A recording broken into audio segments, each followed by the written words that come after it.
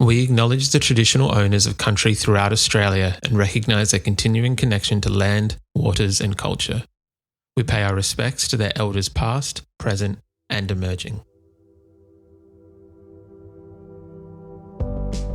Welcome to This Song Is Yours, the podcast where we explore the art of songwriting, celebrate incredible artists, and dive deep into the stories behind their music. I'm your host, Simon Fink, and as always, thank you for joining us. For a week in May this year, we took the podcast to Los Angeles to record a special series of episodes with some incredible artists, and today's episode is one of those. Our guest today on the podcast is Canadian alternative pop star renforshort. The Toronto-born songwriter and musician began crafting songs in her teenage years and over the past decade has steadily risen as one of the most exciting voices in genre-blurring pop. Her sound has spanned indie rock, folky ballads, experimental alt pop and everything in between, and she's drawn from influences like icons Amy Winehouse, Nirvana and Elliott Smith. Along the way, she's collaborated with artists like Mike Shinoda from Linkin Park, Aussie songwriter PJ Harding, and even the one and only Travis Barker. Now, just last week, renforshort released her brand new EP titled A Girl's Experience. The project marks a return to a more indie pop soundscape, pairing sharp songwriting with raw vulnerability as she reflects on moments and emotions from her own life as a young woman. Now, while we were in LA recently, we had the pleasure of sitting down with Ren to talk about this EP and welcome her back to the podcast. We chat about the songwriting behind some of these tracks and how music's emotional power can connect people through shared experiences. We discuss sonic influences, the importance of experimentation in an artist's project, and also share some stories about bad music tattoos and renforshort's past trips to Australia. Now, we want to say a massive thank you to Abby for her help with today's episode and remind everyone that the brand new renforshort EP, A Girl's Experience, is out right now. You'll find links in the show notes where you can stream the EP and follow renforshort across all of her socials. While you are there in the show notes, please make sure you follow us across all of our socials and subscribe to this podcast wherever you get your good podcasts from. Doing so means that you won't miss any of the exciting episodes still to come throughout this year. Now let's get into it. Here is our conversation with renforshort. Be so happy to greet you at the door of your room in my lingerie. Do anything to see you again. You're the one. Take me by the hand and turn me on. Love me, don't you think? Please welcome back to This Song Is Yours, renforshort. Hello. Hi. How's it going? Pretty good. And yourself? Doing very well, thank you. Thank you for coming to hang out with us and chat today while you're here in LA. You're not based in LA, are you? I'm back and forth all the time between Toronto and LA. So yeah, I don't know. I don't know. Who knows? Honestly, I don't, apparently. So yeah. I feel like this maybe answers the question more. I know that you have a beautiful black, I don't know the breed of dog. Oh, my little mutt. Yes. Yeah. Where is he based? Where is he? Well, actually, this is the first time. So my dog has colitis, which I just learned. And she had a really bad flare up. So when I decided to leave her in Toronto, and this is like the first time I've done that. But normally she's with me everywhere. Oh, right. So she comes with you. Yeah. And she's my little like support dog. And then like she, you know, like you get a dog to help with your anxiety and then their anxiety is worse that they have stress-induced colitis. Mm-hmm. You know how that happens? That's what my dog did. So okay, well, one of those things. Fingers, toes, everything crossed. Yeah, to make a recovery. No. Other than that, we've started off on a bit of a sour note, but again, we're gonna keep going uphill and I guess have a chat about. I just say shit. Yeah. You've got a brand new EP that's out. When people are listening to this conversation, there's a brand new EP out. It is called A Girl's Experience. Firstly, congratulations on that. Thank you. How are you feeling with these songs finally being out into the world for people to enjoy? I mean, I'm very excited. It's crazy because I've had these songs ready for a while. And I kind of just assumed they were never going to see the light of day. And I thought, putting together this small little project and just putting these songs that I wrote at a time in my life that felt so transformative and I don't know, it's so weird to say like introspective because it kind of gives me an ick, but like it was a very like introspective time. Ew. But I don't know. It feels very full circle to me, if that makes sense. So yeah, I mean, I guess I'm just excited for people to have them because they feel very personal and they're kind of like, you know, there's a one in there that maybe is not. It's kind of just like, it's not too heady. And like, I find it really hard to do that sometimes because I'm a pretentious bitch. Sorry. No, I'm not actually. But I love words and I feel like You're the One, like, which is the song that's coming out with the EP, is very much just like, hey, I like you, you know? It's just fun and easy. So it's a very fun EP. Yeah. It's very upbeat. It is. It's sonically different from the last EP, which I feel like was a little bit more introspective. Oh, 100%. Yeah. Was that intentional? Did you think I'm going to go the reverse of what I've just done, or did it just kind of happen? I think for like a fall EP, which was, actually the other one was a spring EP, but the rollout was like throughout the fall. I think I'd like to have the music reflect the time in which I know it's going to come out. Like if I'm making an EP and I'm like, or a project and I'm like, this feels fun, I'm going to want it to come out more in like the spring, summer months because it feels just like it belongs there. And I don't know, it's kind of like, I think of it as a soundtrack of a time, but you know, it should be able to be like a timeless thing, if that makes sense. So technically like, yeah, you could listen to it whenever you want, but like, it's just fun for the time for it to come out then. It's like a Halloween movie coming out October 31st, you know? Like, yeah. It's weird if a Halloween movie came out in like January or something like that. Precisely, yes. Yeah. Were you listening to, I guess, how do you get yourself into that headspace of thinking, okay, it's going to come out around this time. We have some intentions or ideas for what it's going to sound like sonically. Yeah. How do you kind of get yourself into that headspace? I think that the EP has moments of like, there's a lot of almost like 2000s indie kind of like some really solid, what are they called? Not break beats. The drums, I'm going to mess up the word and I'm going to anger a lot of drummers, so I'm not going to say it. But I wonder how do you find that certain sound of what you want to then go into? That's a great question. And you kind of nailed it. Like I have been waiting for the 2010 sort of like indie era to come back, just like that, you know, sort of sleaziness and like forever. And I've always been calling it, and I'm not that like music is a trend. I'm more talking about aesthetics. But when I was making that project, I was listening a lot to Tegan and Sarah and a lot to Metric and I mean, look at me citing all these Canadians. But this music that I grew up listening to on the radio, that to me is very nostalgic, which is those like 2010s music. So I don't know. I think also like, to be honest, like, yeah, a dash of like Avicii. Like I was listening to True a lot and like, I love that album. And I don't know, it just kind of, those artists collectively inspired me to make something that felt easier. Like, not that it's like those are some of my favorite artists ever. And their music to me is very powerful and special. And I love it so much. When you listen to it, it's easy to just like, I don't know. It's easy to enjoy it, like without having to think too much. Yeah. And then you can think and you can enjoy it more. Like you can listen to the lyrics and be like, wow, this is actually really special. So I don't know. It's kind of what drew me to that. I think, yeah, I don't know. I think I just rambled, but I'm good at rambling. Do you think on the previous EP, it was Clean Hands, Dirty Water? Yeah. That there was a lot of, because that was quite an introspective, a bit more, I don't necessarily think quiet is the right word, but a bit more like almost singer-songwriter-y. Yeah. You had the lovely Australian PJ Harding on there as well. Oh, yeah.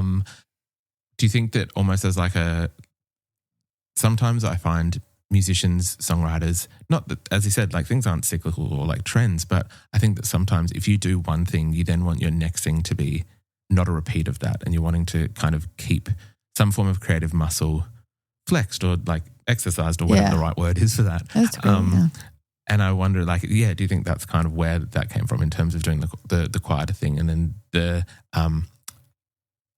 a word or two that you used just then was like not thinking, almost having the freedom of mind to create something that's fun and kind of carefree. Yeah. Yeah. Yeah. I think honestly, like to me, music it's the thing that it's like the only thing I kind of know how to do, you know?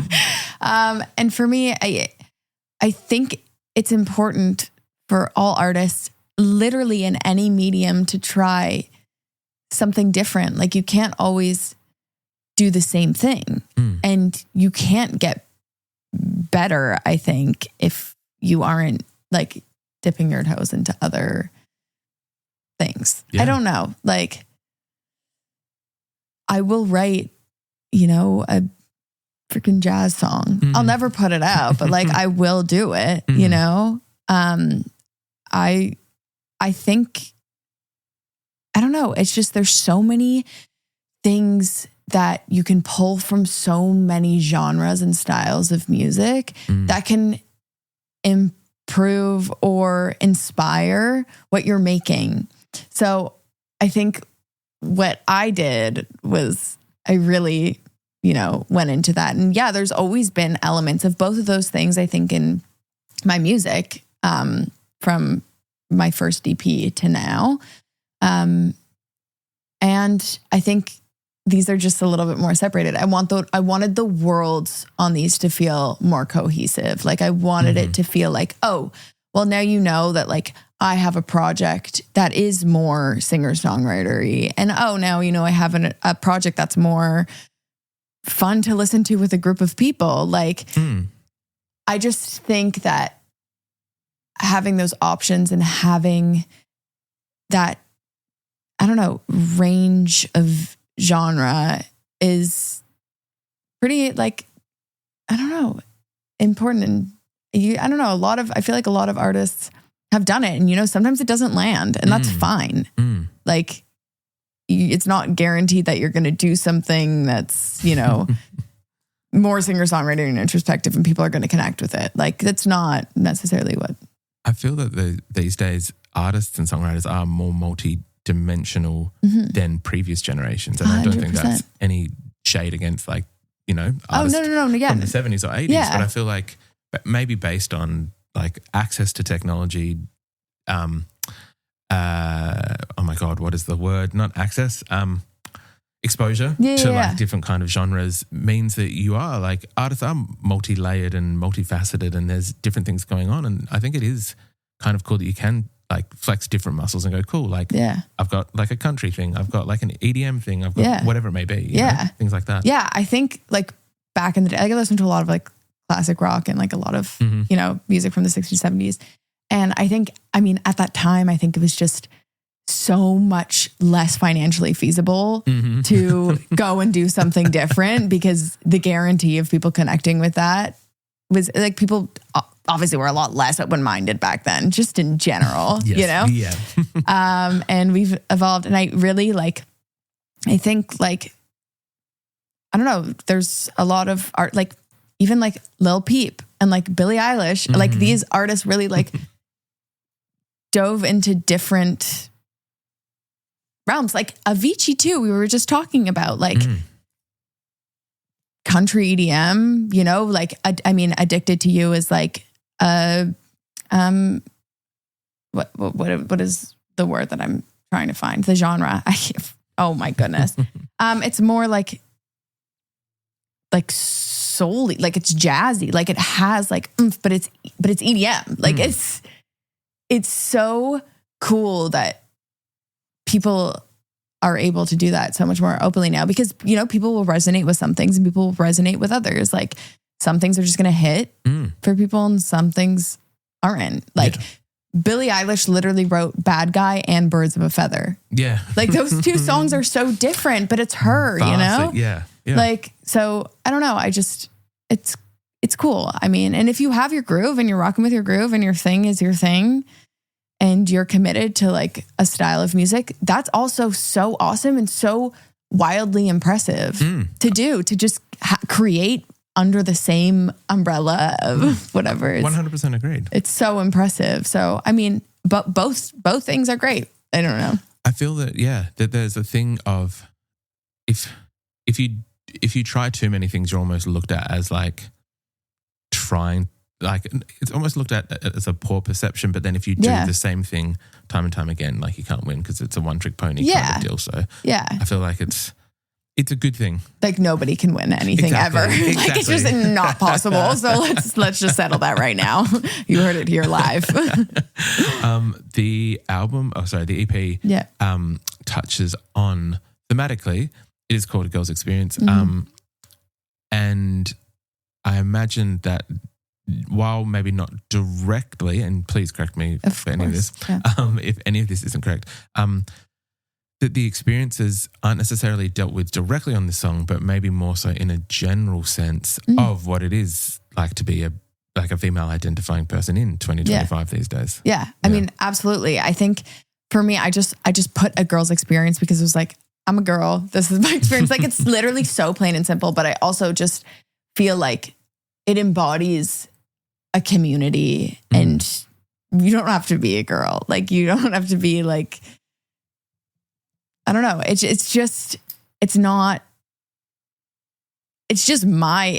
was my experience at the time. And I don't know. I felt like I was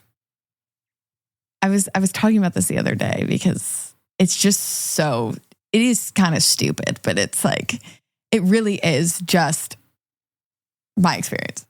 And that's it. Like, I don't know. Like, it's just thoughtless or not thoughtless. That's the wrong word, but it's just easy and whatever, but it's also hard sometimes. And like, you know, I'm being hurt here, but I'm also happy here and I feel in love and I also hate this person. And like, these are the things that I've experienced. And I think a lot of people have. And like, I just know that is my experiences. But which is totally fair as well. Yeah. I don't think that it, being able to have something called A Girl's Experience, I don't think necessarily means that, unless you totally want to be, and all power to you if you want to, it doesn't necessarily mean that you then have to be that spokesperson for whatever it may be with women in 2025. Yeah. But I imagine that it's nice to be able to just have those experiences that you know are communal, that people do resonate with, that people that there are elements of it that people might be like, yeah, I've gone through that, or I've done that, or and that you can at least embody it into a collection of songs that people can find relatable and click with at the same time. Yeah. And I mean, I say this all the time, but I love that element of music, of like in a world that is so incredibly divisive, to be able to have a bunch of people, like when you play a live show or something, you have a bunch of people in a room and they could literally not agree on anything. But they're in a room singing the same music and loving the same songs and enjoying that together. So for a second, there's a quietness in this community that's like really special. And I think that with this EP and like A Girl's Experience, it's like this can be like a community of just quiet, like just be there and like live it and in the moment. Yeah. I don't know if that makes any sense, but like I feel like that's like, you know, with a lot of music, but kind of framing that as like, what is your experience? Like, what is your experience? Like what is your girl's experience? Like, you don't have to be like a female identifying person, but like, it's just an umbrella term of like this is mine, you know? Yeah, no, 100%. I think it's very fair. And it's a thing that across the EP, I feel like, although I can't speak to it personally, that like it kind of does come across as like a bit of, as we said, like the EP is a bit more fun. It's a bit more upbeat. There are contradictions across the EP as well, which like any person I feel like in 2025 has contradictions. Curious, when you've played it for friends or like we're very lucky to be speaking to you before the EP has come out, have you played it for like friends and family and like their reaction? Has there been anyone that's kind of clicked with it and resonated and been like, oh yeah, like that's, I've had something like that, or I've kind of seen that in myself? Yeah, no, of course. My mom always calls it, she has my stuff and we're like besties, but she called me this morning. She was like, oh my God, how did you like perfectly find the words to describe this feeling? And obviously she's my mom, so like she's gonna like say nice things. Mm-hmm. But no, like like a bunch of people, like someone that was shooting my videos was saying to me, he was like, oh my God, I just really find, like, Pretend to Like Me is like, I find this song, like it's so good and it's so relatable to me. And I was like, wow, I don't know why. I always expect the worst reactions because can't change that. It's part of being an artist. It really is, I think. It's, and I was like, oh, you know what? That's really fun. And I've had friends reach out to me that I haven't spoken to in years just because of life. And they were like, wow. When Feeling Good came out, they're like, wow, this song is awesome. Like, I really, really love it. It's just like mindless, whatever. And I don't know. It's such a fun thing when you haven't spoken to someone in so long and they reach out because of the song. A song. Yeah. It's special. I honestly don't really play my music for people. Mm-hmm. Like, I can't be in the room with someone while I'm playing them my music before it comes out. So I don't know. I don't really do it. So like when the songs come out or like if we're working on content or something behind it, then yeah, of course they hear it. But You strike me as someone who's very humble about their music. I'm very awkward about music. Why do you find that? I don't know. I think there's something with me. I don't know. I always expect people to think the worst because if people don't like something, then I've prepared myself for them not liking it. There's no hurt. And it's so fine for someone to not resonate or like a song of mine or my music or me in general. That is completely fine. Like there's music that I don't like. And so I understand that, and I'm not expecting everybody to, or I don't know.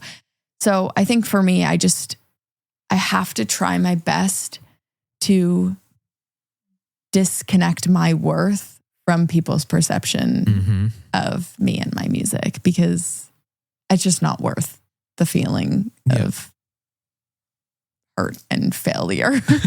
Which is totally fair. I think there's something really funny about that though, and this is in no way, I'll make this very clear on the record, no way comparing the podcast to the career of renforshort. Oh my God. Very different things. But like I personally found that like we not struggled for a year, but we had like some fantastic guests on for our first 2 years, yourself being one of them. But then when people would ask me about it, I'd be like, no, I'm shy.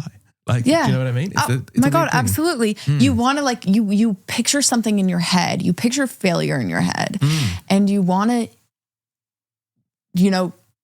let people know that it's there, but no one else knows that. Like, you're like, oh, I know. It's just not what I expected from it. And they're like, what do you mean? Yeah. Like, people aren't thinking about that. We think so much about ourselves all the time because we can't help it. We are inside of our bodies and inside of our heads, but people don't think of us like that. They're not looking at us and being like, those numbers.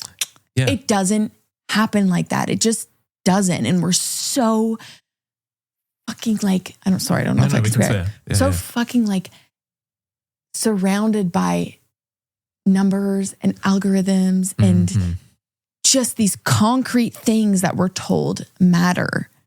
And that completely gets in the way of what we need to do. Obviously, like in a way, it's great to be able to like live off what you're doing and feel comfortable doing that. But it's also like that will come. You have to have the inspiration to like make the best thing you can make in order for that to come. Like, so all of that noise getting in the way is so unhelpful. And I think as impossible and difficult as it seems for us to do, to be able to not be self-deprecating to the people around us and like try and, or like prepare them or let them know that we're thinking the same way as them when they're not. Yeah. We don't know that that's what they're thinking. And we're actually putting ourselves down and making them think that about us. Yeah. You know what I mean? So I don't know. I don't have obviously the answers to anything. I just think a lot about this stuff like all the time. No, which I think is a very normal thing for, I want to say most creatives. There are some who seem to have some self-confidence. Yeah. I'm so envious. Yeah. Good for them. Yeah. With something like that, do you remember a point? Obviously, as we said, it's an ever ongoing problem, but I imagine that it's obviously been something that you've been able to move past to a degree because you are where you are, you know, being a recording artist, touring the world. Do you remember a point of, I guess, in the younger stages of your career, being able to push past that and find, I guess, your own self-worth within your artist project? I mean, yeah, absolutely. At the beginning, I wrote music because I loved it. There was no expectation for me, like none. I just knew that I loved it. And it was something that it was the only thing I could do. Like I tried, you know, painting and, you know, dance and gymnastics. Like it wasn't for me. Like it was music always. And I think having no expectations, having no results, like going into something completely blindly makes it every moment so special. Like all of those moments at the beginning are so special. And then you have those moments again. We've already had those moments. So you're like, okay, cool. Like I expected that. Yeah. And then you don't have that moment. And then you're like, oh my God, what? I know I want that moment. And then you become so much more grateful for when that thing comes the next time. Like it's just, I don't know. I've never been like screaming from the rooftops, like, oh my God, everybody listen to this, blah, blah, blah, blah, blah, because I don't want to like force anything on anybody. Obviously, I love when people find my music and they send me messages about it. Like it makes me so happy because I have the worst confidence. Like it's so vulnerable to be like, I'm going to put up my thoughts in the world and allow people to critique. Have judgments about me and about my music. Yeah. But, you know, it kind of just become sort of numb to that when you understand that like, it's not for you then. Like it is not for you. Yeah. If you don't like it, it's not for you. Yeah. And that's fine. And that's okay. Yeah, exactly. It's so fine. Exactly. There's a lot of artists that a lot of people love that I just can't get behind. And like a lot of artists that I love that other people are just, they can't get behind. Like, not to deviate too far. Yeah. And I obviously don't want to get you in trouble with any artists. Anyone that you want to name. Oh my God. Anyone that you can't. I'll gladly put myself on the stake first. Yeah. I don't get the Chili Peppers. Oh my God. Okay. That's so funny.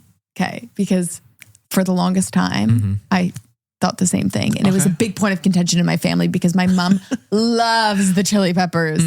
And I was the only person in my family that was like, I don't like them. And I wasn't sure if it was because I was like, you know, trying to be different than the rest of my family. But I think I just didn't really get it at the time. And then it was like, okay, I start to understand like the element, like they're all great musicians, you know, like, so that's really funny that you said that. Any key? Oh my God. I'm trying to think of what mine is because I mean, I know I have a few.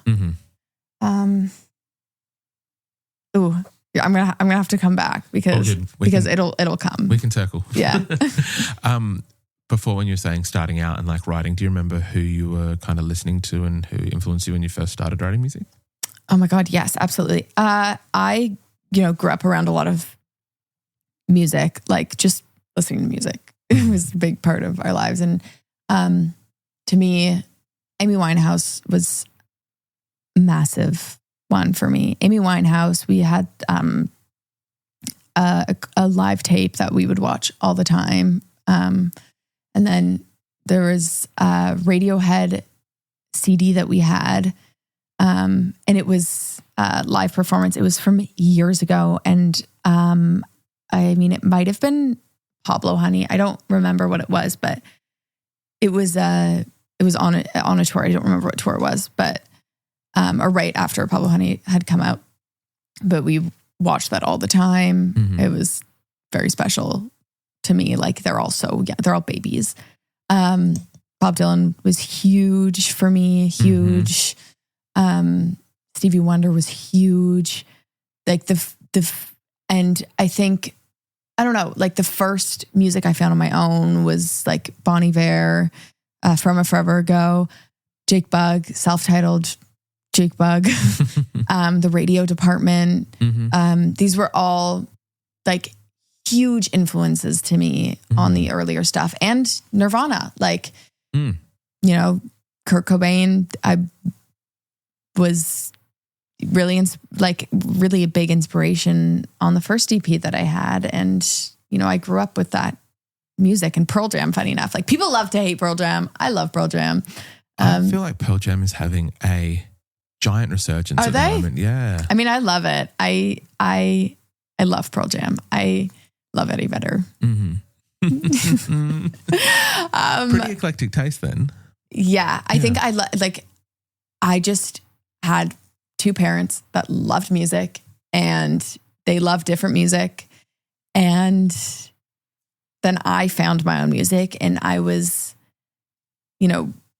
able to find kind of whatever I wanted to freely, which was amazing. Like I was the third out of 4 kids. And at that point, my parents were like, use the internet. I don't care. So I just like download a bunch of albums off Pirate Bay. Mm-hmm. And this was years ago. So not even years ago, but whatever.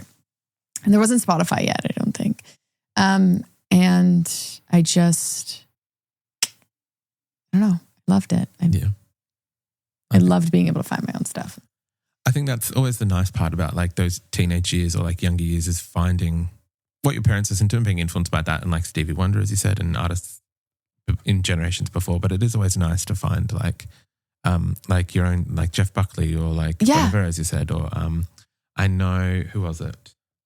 I remember reading, actually I think last time we caught up was around the release of Dear Amelia. Yeah. And I think at the time we spoke about Elliott Smith. Yeah. And then I learned something recently about you, which I wanted to, before we get to touring and, excuse me. Yeah. I did want to ask a question about Elliott Smith. Please. Because I believe that you have an Elliott Smith tattoo. I do, right here. Right. Okay, cool. See that? Elliott Smith, Bon Iver. Elliott Smith, Bon Iver. Oh, those are my only 2 music tattoos. Yeah. Okay. That was where it was kind of going. Yeah. I was going to ask about thoughts on music tattoos. Okay. Yeah. I feel like that they can be done tastefully for those, if you don't mind me, and I can cut this part out. Yeah. The Elliott Smith is a very small XO on your hand, which is like, I'd say that's tasteful. Yeah. Yeah. And then there are some that people have like giant sleeves. People have, where does that balance sit for yourself? I've got 1 or 2, which I might even get your opinion on. Yeah, I would love it. Yeah. But yeah. I will say, I'll give my piece. So first of all, I'm so of the belief that like nobody should comment on other people's like tattoos, because unless it's like something hateful. Wait, they should be able to say something hateful?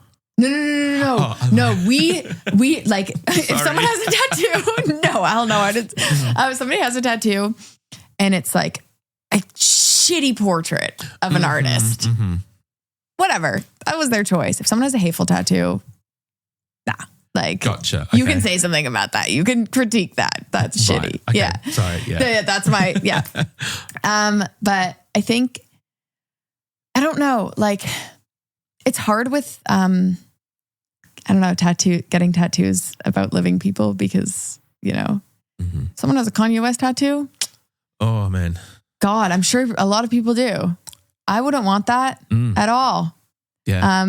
There's a lot of like people that have not been great, and like you never know what is going to happen. And I know, who was it? Someone recent. Look, fantastic Canadian band. So, and I know exactly who you're going to say. You probably know exactly who I'm going to say. We would maybe don't even need to say the name, but obviously, they've got a new album out. Yeah, I know some people. That's exactly what I was thinking. Yeah, I know some people with tattoos of that band, and I think that some might be rethinking it now. Yeah. It's an interesting. So that like broke me. Yeah. But we don't have to talk about it. Yeah. I'm actually, maybe I'll show you this later. We won't do the record that. I want to know what it is though. That's fine. We will do this. This is and I'm probably not doxing, but like shout outs to a previous partner. Yeah. It's meant to be like the melody line for Hallelujah. Oh. But they forgot one of the like the dotted notes at the end. So it literally just goes, I can't believe I'm singing on the podcast. It just goes Hallelujah, and then just like wait, I love that. Yeah. In a way. Like I feel like I need to get like another like dotted note. That's a wonderful tattoo though. That's a really wonderful tattoo. That was like a 19 and I know, sure but Hallelujah is always going to be that girl. I feel like both Leonard Cohen and Jeff Buckley. I know. There's no bad news that can come out about them now. I know. Yeah, that's the thing. I know. Damn. I have a Leonard Cohen theory, or not theory, but no, I can't say it.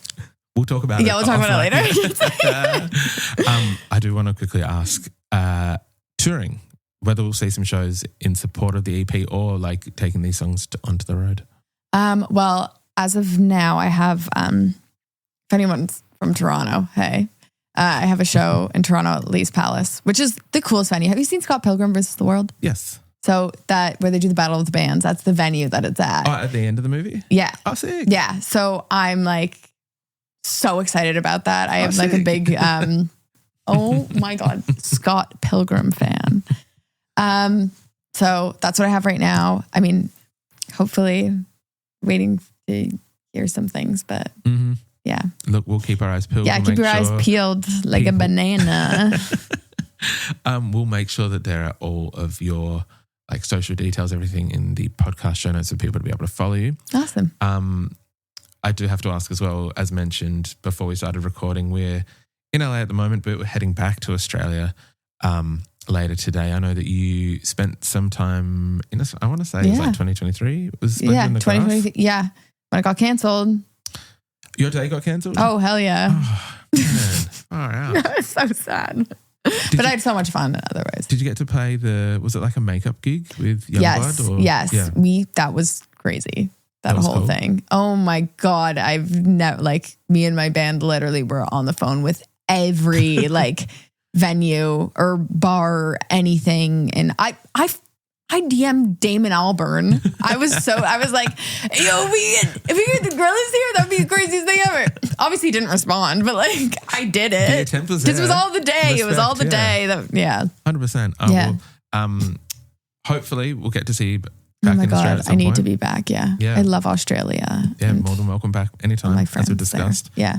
Decent flight, but from here it's not too bad.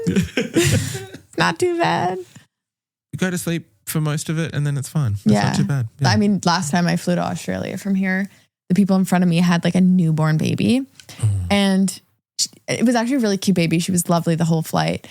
And like halfway through the flight, they were like, do you want to hold her? And I was like, okay. And I just had this baby for like 2 hours and they just like conked. And I was like, you know what? I'm doing God's work. It was crazy, but like honestly, it was actually a really cute baby, and she was like well behaved. She was like crying and screaming, like I would have actually freaked out.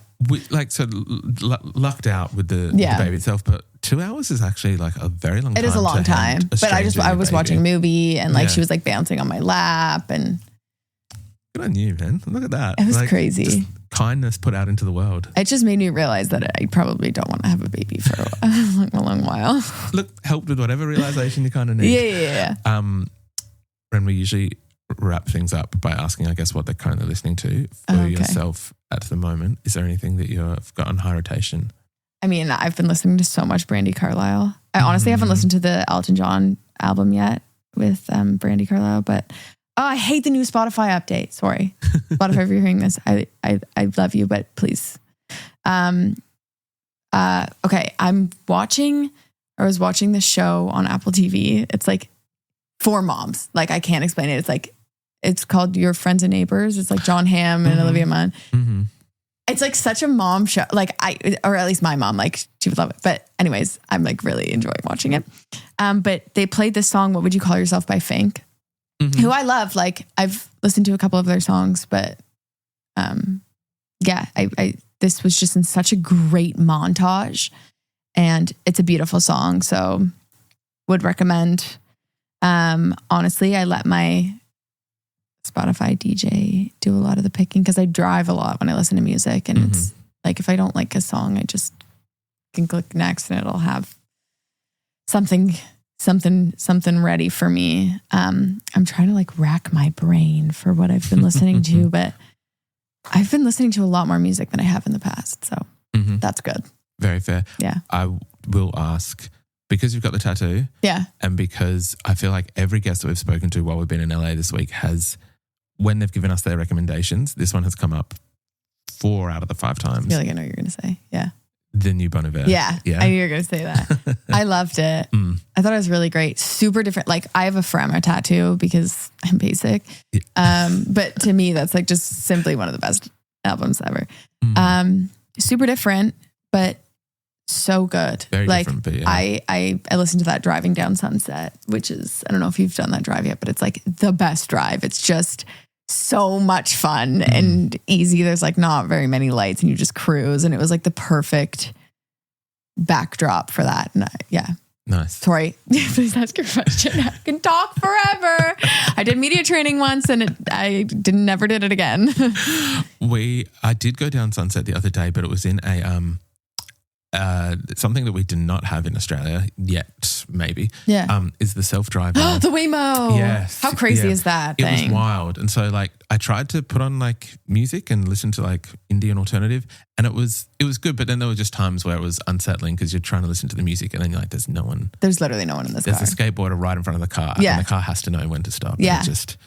It's so crazy. It is the coolest thing. It's cool. It's very cool. But it is scary. Yeah. So I felt like I would be curious. Maybe I'll try and do that on the way to the airport. Yeah. Oh my God, do it. Yeah. That'd be an interesting kind of ride. Yeah. Renforshort, thank you very much for coming to chat with us. Thank you so much. I appreciate you coming all the way down here we're in the middle of Hollywood. We're pretty smack dab in there. I'm lost suburb-wise. Oh my God, it's fine. The brand new EP, A Girl's Experience, is out right now and people are listening to our chat. And we'll make sure, again, all the links are in the show notes for people to follow you, stream your music, buy merch, all the fun stuff. Hell yeah. But thank you again. Thank you so much. This is so fun.